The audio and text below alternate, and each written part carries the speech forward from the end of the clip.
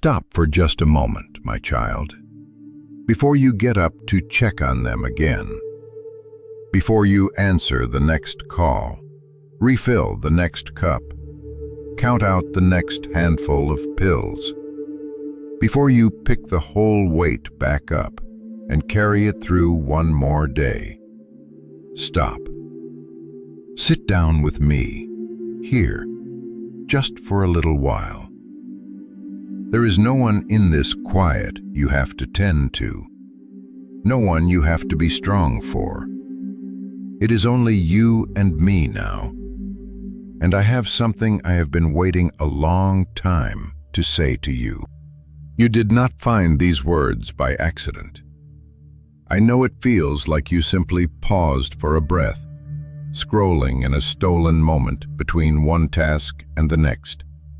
But I brought you here. Something in you, worn down to almost nothing, has been crying out for a voice that would finally turn toward you instead of toward the one you care for. So stay. Do not get up just yet. Let me be the one who tends to you tonight for a change. I know what you carry, my child. I have watched you carry it for a long time now. I have seen the labor that no one else sees. The lifting, the bathing, the careful, patient feeding of someone who can no longer feed themselves. The nights broken into pieces because you sleep with one ear open, listening for the sound that means they need you. The endless schedule of medicines and appointments that lives in your head and never lets you rest. The way your own body aches now from doing the physical work of two bodies, yours and theirs. I have seen every hidden, unglamorous, exhausting act of it. The parts of caregiving that no one warns you about and no one applauds. I have seen it all. And I have seen how invisible it has made you feel. People ask how your loved one is doing. They rarely think to ask how you are doing. The whole world seems arranged around the one who is sick, and you, the one holding it all together, have become a kind of background to your own life, unseen, unthanked, quietly disappearing behind the role of the one who copes. You smile and you say you are managing, and you go back to it, and no one knows the cost. But I know the cost, my child.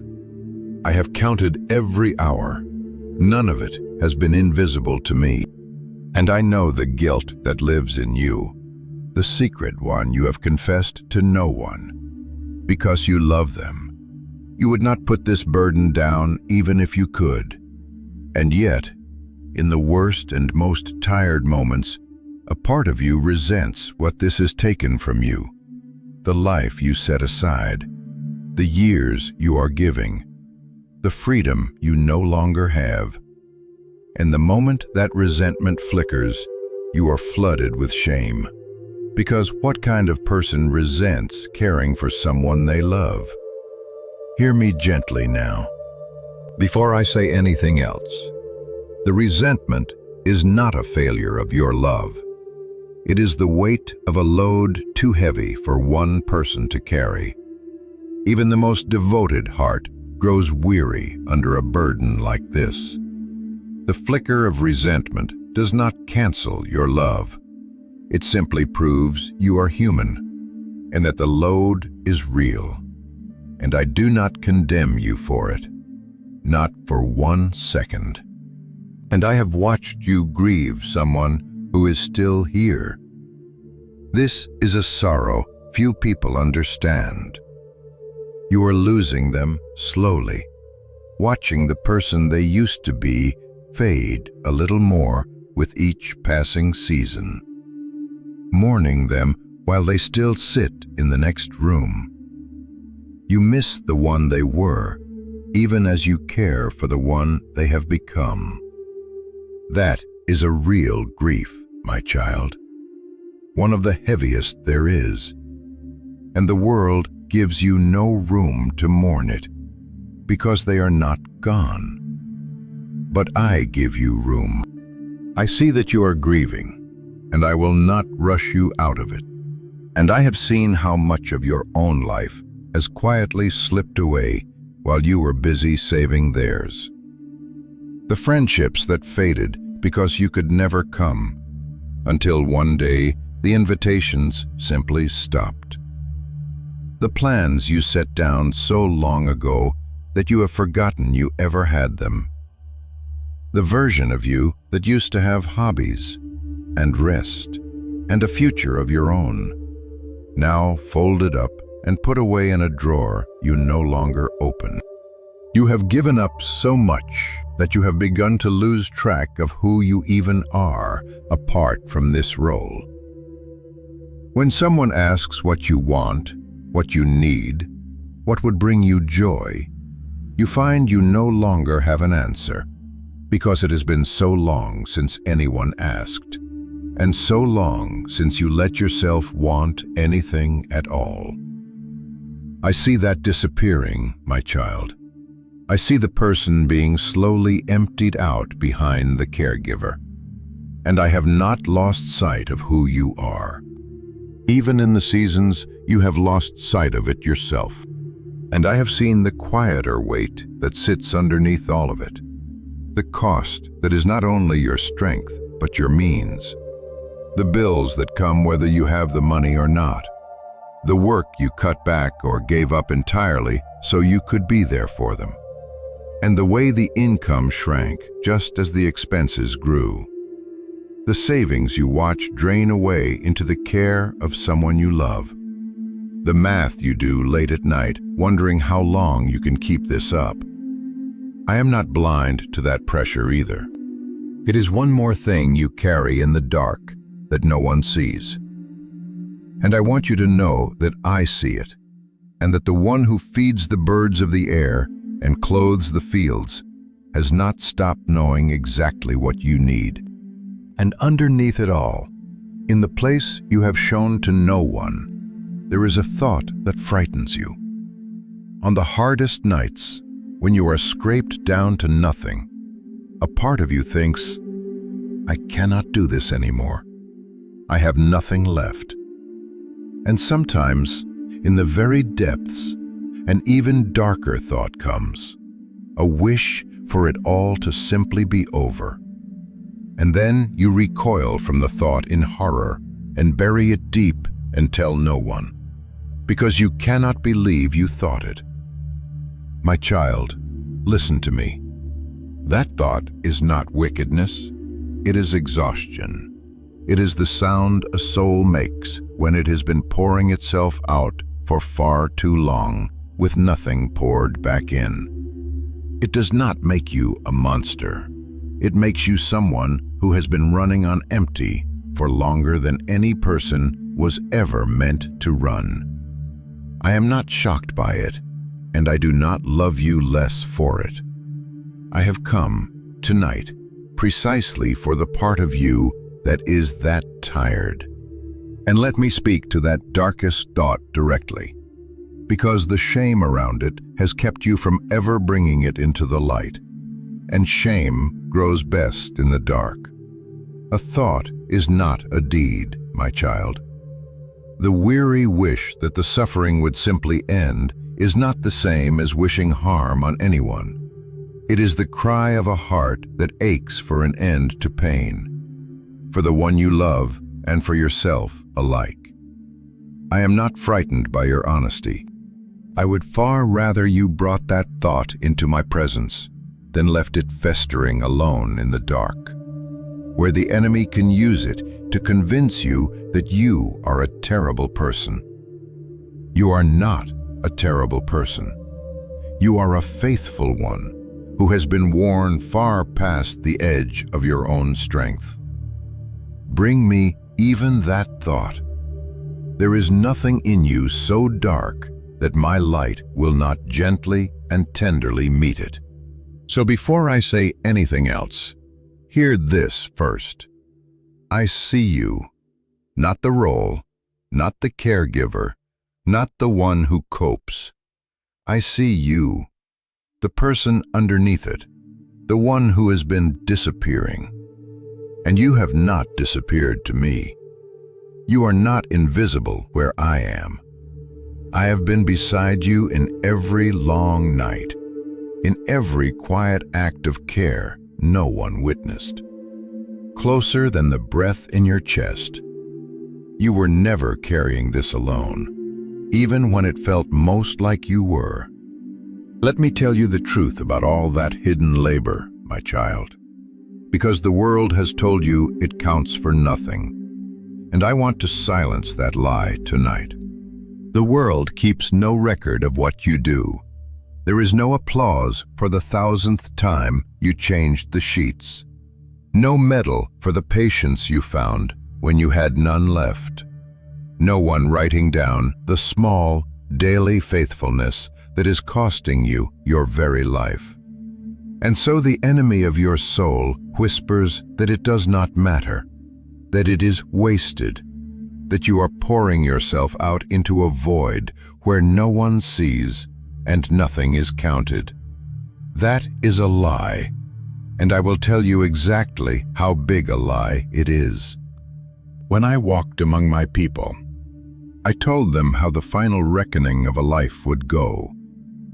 And I said something I want you to hear as though I am saying it directly to you tonight, because I am. I spoke of the hungry who were fed, the sick who were cared for, the helpless who were tended. And I said, "Inasmuch as ye have done it unto one of the least of these my brethren, ye have done it unto me." Do you hear what I am telling you, my child? The care you pour out on someone who cannot thank you, cannot repay you, cannot even always recognize what you are doing for them. I receive that care as though you were doing it to me. Every time you lift them, you are lifting me. Every time you sit through the long night beside them, you are sitting beside me.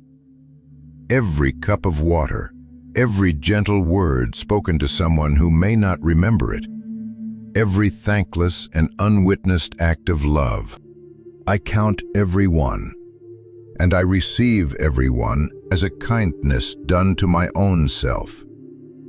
Your labor is not disappearing into a void. It is rising straight to me, seen, treasured, recorded in heaven where no moth or rust can ever touch it. You thought no one was keeping account. I have kept every page. And understand what this means about where you have been spending your life, my child. You have felt, in the long monotony of it, that your days were small, that your world had shrunk to a sick room and a schedule, that nothing of any importance was happening in your hidden, repetitive hours of care. But by my reckoning, the very opposite is true.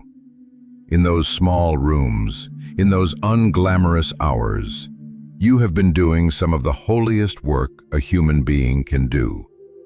You have been tending me. The grandest, most visible achievements the world applauds will one day turn to dust. But a cup of cold water given in love to one who could not repay you is the kind of thing I remember forever. Your days have not been small. They have been holy, and you did not even know it. If these words are reaching the tired place in you, my child, do not let them slip away into the next task. Stay with me a little longer.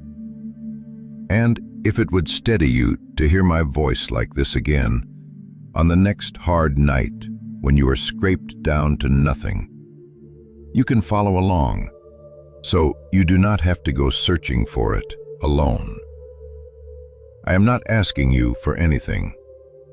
I am only offering you a place to come back to, a quiet corner that is yours and not the patient's. where someone tends to you. Keep it close. Now let me come to the deepest need in you, the one you have stopped even letting yourself feel, because feeling it might break you. The need for rest. The need for someone to care for you, for once. And to speak to that need, I want to tell you about one of my own servants, a great and faithful man, who came to the very same place you are in now. Think of Elijah. He was a prophet of mighty faith, who had just poured himself out completely in my service, spent everything he had.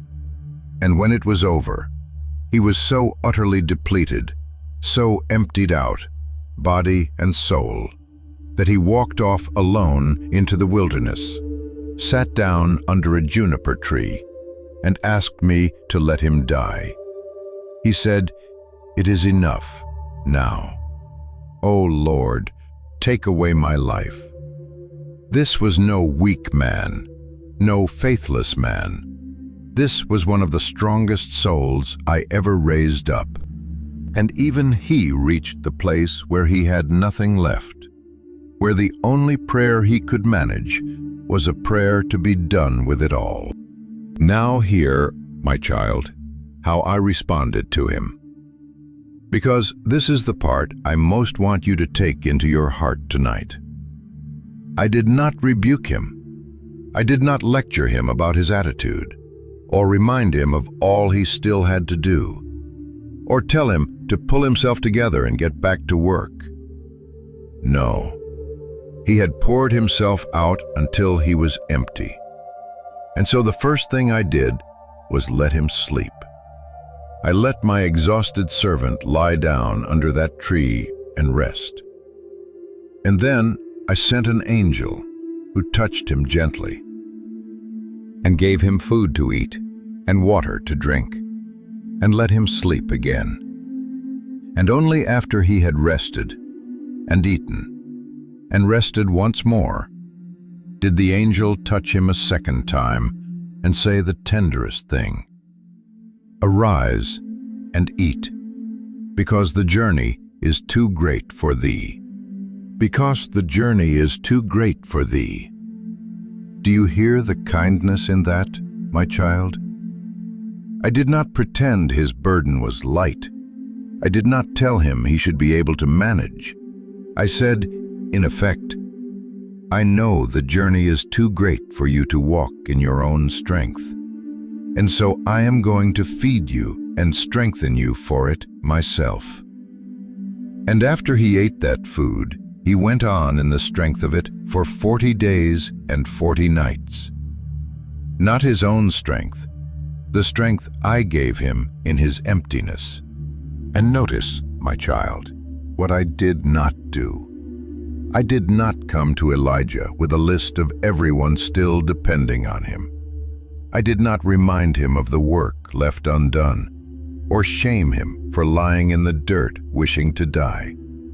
I came near to a man at the absolute end of himself, and the very first thing I gave him was permission to sleep. Not a sermon, not a rebuke, sleep.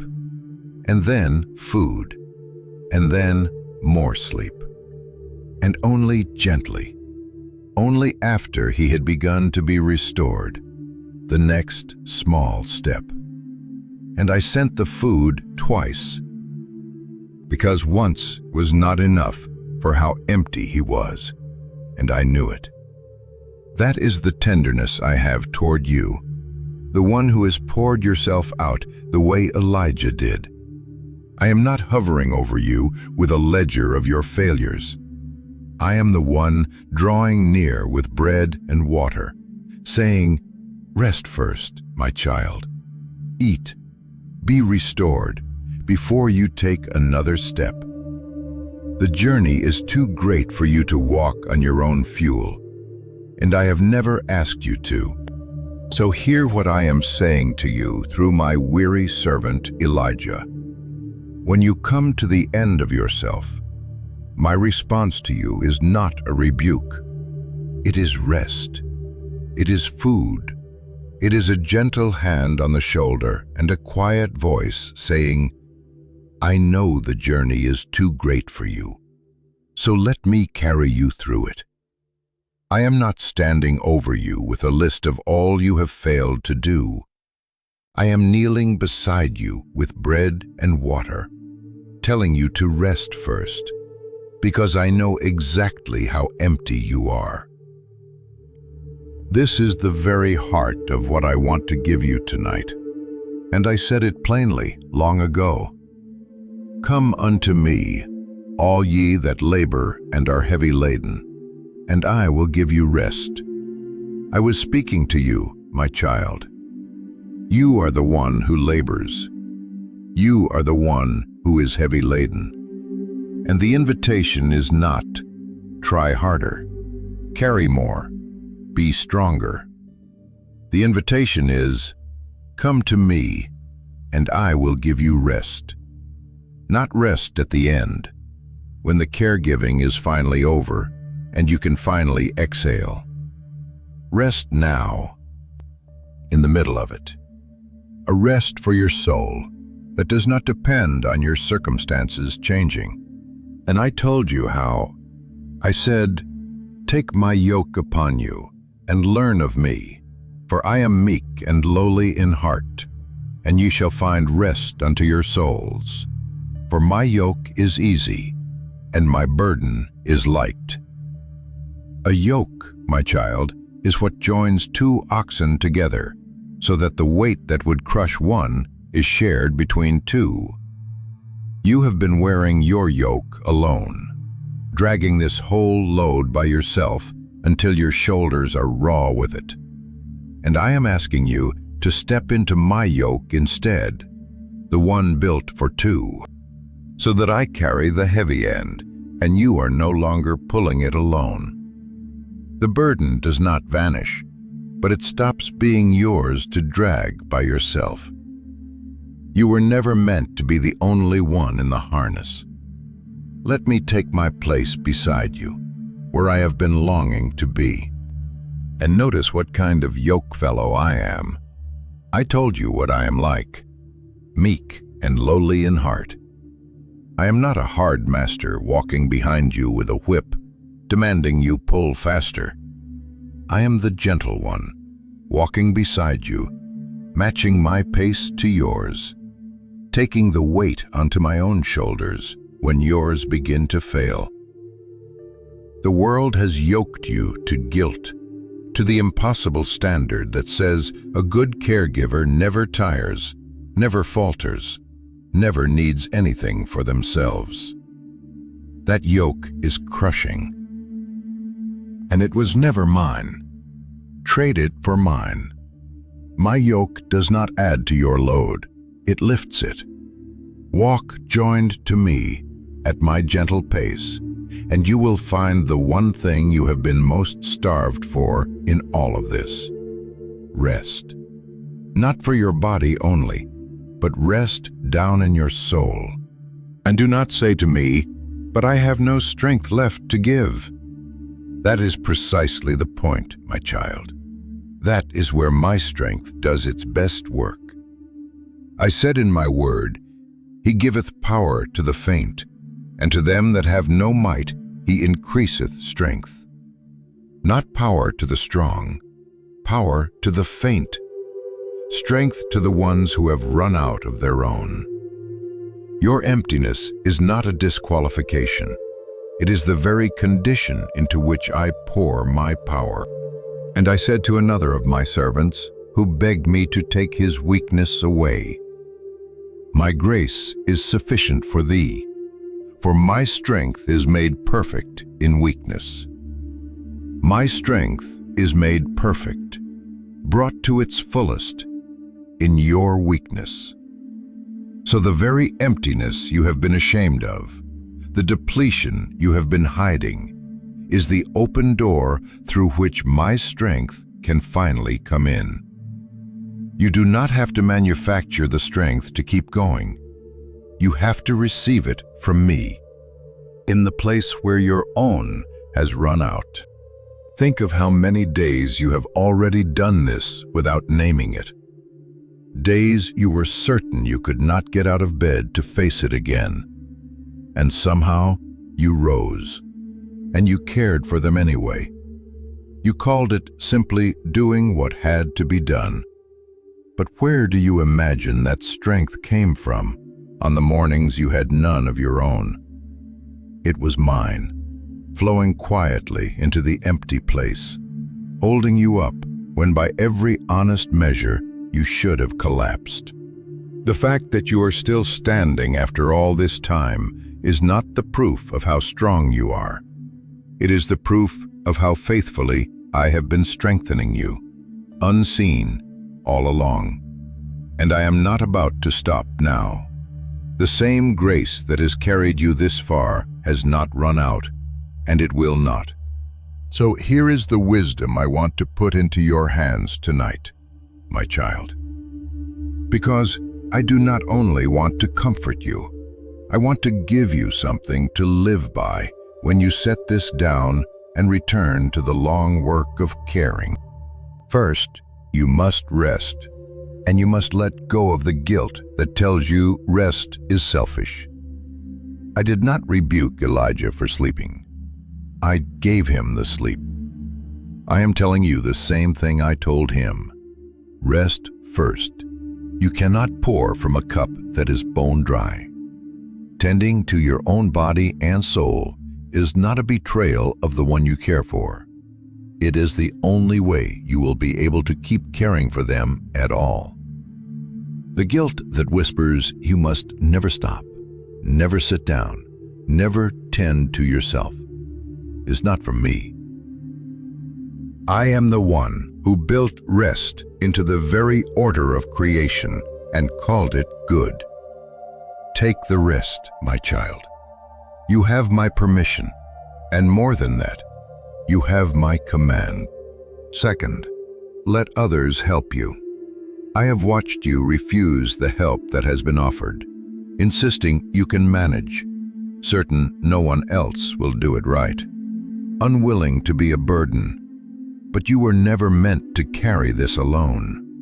I placed people around you on purpose, and I built my church to be a body that carries one another's loads. When someone offers to sit with your loved one so you can sleep, or bring a meal, or simply share the weight for an afternoon, let them. Accepting help is not weakness, and it is not failure. It is how I designed my people to hold one another up. Open your hands and let the help in. Third, release the guilt of the hard feelings, the resentment, the exhaustion, the dark thoughts that frighten you. Bring them to me instead of burying them in shame. I am not fragile, and I am not surprised by them. You can tell me the truth of how heavy this is, how trapped you sometimes feel, how much you have given up. I would rather have your honest, weary, struggling heart brought openly to me than a polished prayer that hides the breaking underneath. Bring me the real thing. I can hold it. And do not stop grieving the one you are slowly losing. You are allowed to mourn them, even while you care for them. You do not have to be only strong, and only patient, and only steady. You are allowed to weep for the person who is fading, to miss who they were, to feel the loss even as you give the care. Let the grief breathe. Bottled up, it will poison you. Brought into the open before me, it becomes something I can begin to heal. And guard some small corner of your own life, my child. Even now, even in this. I am not asking you to abandon the one you care for. I am asking you to keep one small flame of your own self alive in the middle of the caregiving.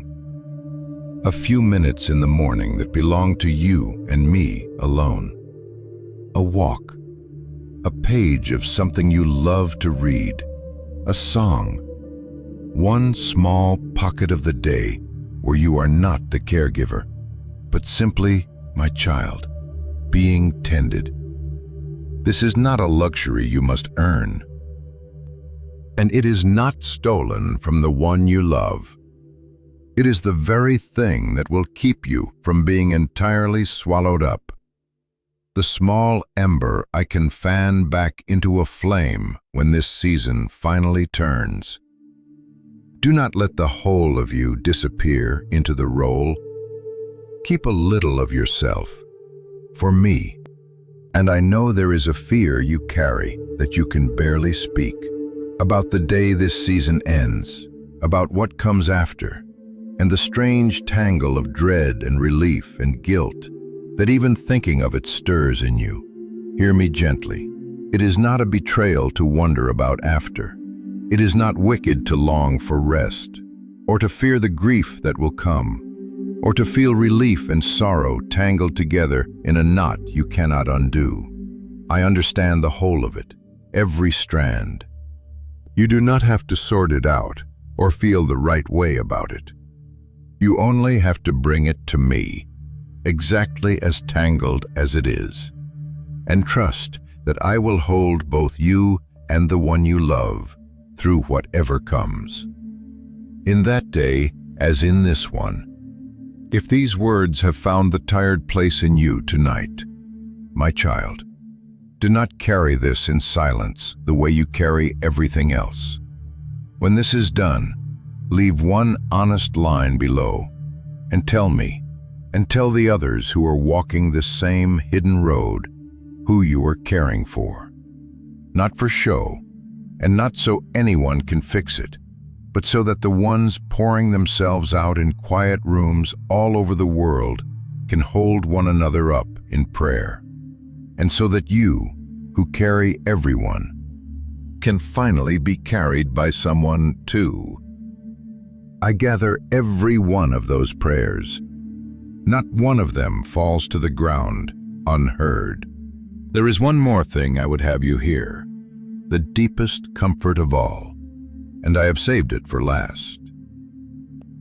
You are afraid that no one is holding you while you hold everyone else, that you are the one everyone leans on, and there is no one for you to lean on, no one whose job it is to catch you if you fall. So hear me, my child. I am the one who holds the one who holds everyone else. When you collapse at the end of the day with nothing left, you are not falling into empty air. You are falling into my arms, the arms of the God who never grows tired, who never runs out, who slumbers not and sleeps not, who is strong precisely when you are weak. You have been the strong one for so long that you have forgotten what it feels like to be carried. Tonight, let yourself be carried. Lay the whole weight of the one you love and the whole weight of yourself down into hands that will not drop either of you. You have spent so long being the one who is never allowed to fall apart, the one who must stay composed because someone is depending on you, that you have forgotten falling apart is even permitted. So let me say it plainly. You are allowed to fall apart in my presence. You do not have to hold yourself together with me. You can bring me the tears you swallowed all day in front of them, the frustration you could not let show, the fear you keep hidden so they will not have to see it. Here, with me, there is no one you must stay strong for, no one to protect from your own breaking. Let it out. I am not unsettled by your tears, and I will not love you one bit less for them, and I will still be holding you, whole and steady, long after the storm of it has passed. Remember Ruth, who left everything to care for her grieving mother-in-law, Naomi, who poured herself out for an old and embittered woman with no promise of any reward, who chose to stay when she could have walked away. The world might have called her care wasted on a woman who could give her nothing back. But I saw Ruth. I provided for Ruth. I gave her a future and a home and a redemption far greater than anything she gave up. And I wove her quiet faithfulness into the very lineage of the Savior of the world. The one who pours herself out in love for another is never, ever forgotten by me. What you are doing in the hidden place with no one watching, I am watching, and I do not forget. The reward I gave Ruth was not wages paid for services rendered. It was the overflow of a heart that delights to honor those who love without counting the cost. And I have not changed since then. The same eyes that watched Ruth glean in the fields are watching you move quietly through your days of care. The same hand that lifted her into a future she could never have arranged for herself is able to lift you, too, in ways and in timing you cannot yet see. You are not the forgotten one in your own story, my child. You are the one I am watching most tenderly of all. So lift your head, my beloved. I know how tired you are. I know there is almost nothing left in the tank, and I am not asking you to find more strength tonight. I am asking you to do the opposite, to stop straining, to set the load down for a few hours, and to let me be the strength you have completely run out of. You are not invisible. I see every unseen act of your love, and I receive it as done to me. You are not too weak. My strength is made perfect in exactly the weakness you are ashamed of. You are not alone in the harness. My yoke is built for two, and I am stepping into it beside you. And you are not holding everyone with no one to hold you. I am holding you, even now, even in this, even as you read these words. Rest now. Put the schedule down. Put the guilt down. Put the whole crushing weight of the one you love down, just for tonight, into hands stronger and surer than your own. And let it be enough that you are seen and tended and not alone and deeply, unshakably loved. You do not have to be strong tonight. You do not have to have a plan or a solution or the energy for tomorrow. You only have to let yourself be cared for these few hours by the one who has been caring for you all along, even on the nights you felt most alone. Lay it all at my feet. I am strong enough for the part you cannot carry, and I am gentle enough for the part of you that is breaking. And let tonight be the night you stop believing the lie that your value depends on how well you are holding up. You have measured yourself in this long season by whether you stayed patient enough, strong enough, tireless enough. And on the days you fell short of that impossible standard, you have quietly condemned yourself. But I have never measured you that way. I do not love you because you are useful, or because you never break down, or because you carry the load without complaint. I love you because you are mine. On your strongest day and your most shattered one, my love for you does not move an inch. You could not earn it by perfect caregiving, and you cannot lose it by reaching the end of yourself. It simply holds you steady underneath everything. The peace that the world cannot give and the world cannot take, I give to you tonight. Rest gently, lean fully, and know, all the way down in the deepest part of you, that the love you are pouring out is seen by me and treasured by me, and that I do not abandon the work of my own hands. And I will not let the one who carries everyone be the one who is finally dropped. When you wake tomorrow, and the weight settles back onto your shoulders before your feet even touch the floor, remember what I told you tonight. You are seen. I receive every hidden act as done to me. You are not too weak.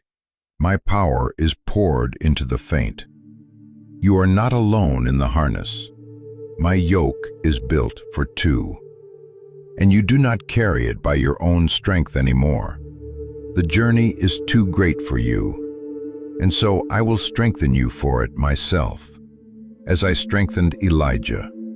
One day's portion at a time. Lift your eyes, my beloved. The exhaustion does not get the last word. I do. And the word I speak over you tonight is not invisible, and not wasted, and not alone. The word I speak over you is, "Come unto me, and I will give you rest." Rest in that, my child. I am with you. I am with you. I am with you.